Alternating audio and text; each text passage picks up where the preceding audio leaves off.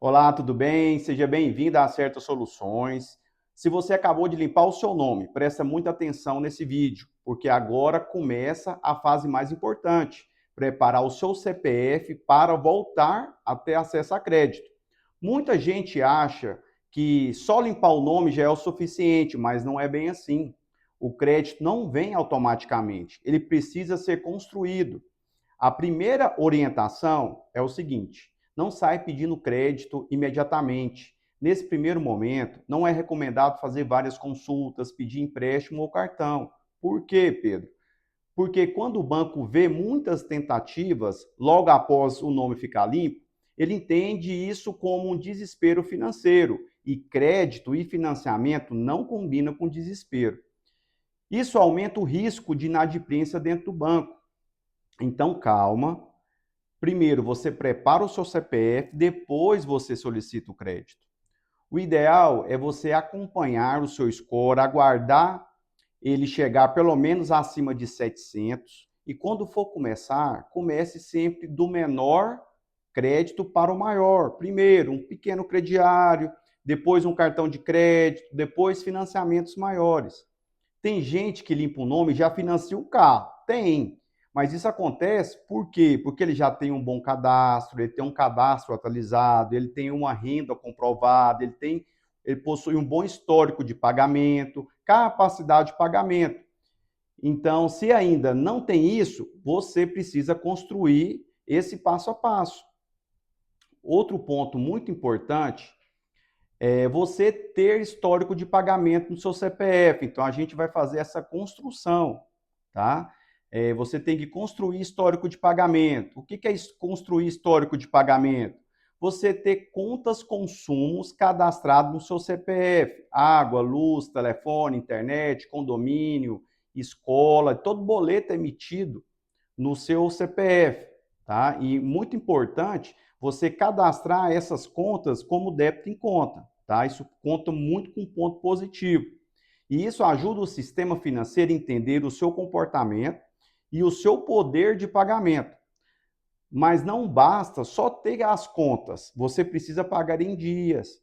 Quanto mais você paga atrasado, o seu score abaixa. Quanto você paga em dias, o seu score aumenta. O score nada mais é do que um algoritmo de comportamento financeiro, que analisa se você paga em dias, se você honra os seus compromissos. Uma estratégia muito inteligente é começar com um cartão de crédito garantido via CDB, como existe hoje em alguns bancos digitais.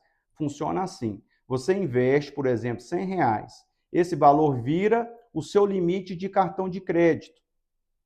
Você usa esse limite, paga ele certinho. Isso mostra para o banco que você um ponto positivo, você é um investidor, você tem controle financeiro, você honra os seus pagamentos e o melhor, você já possui um cartão de crédito.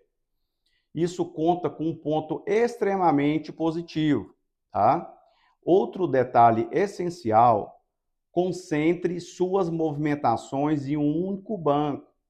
Escolha um banco e crie relacionamento com ele.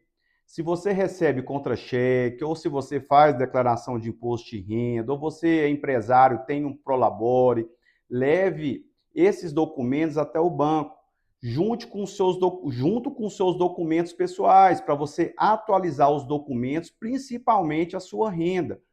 Muitas vezes, a renda cadastrada no banco ou nos birôs de crédito é quando você era adolescente ou do seu primeiro emprego, ganhando muito menos do que você ganha hoje.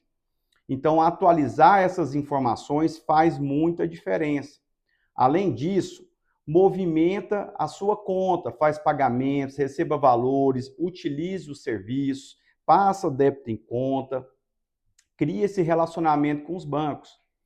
E também você pode criar produtos, relacionamento com o banco, tá? Crie produto com o banco, um investimento no CDB, uma renda fixa sem resgate automático.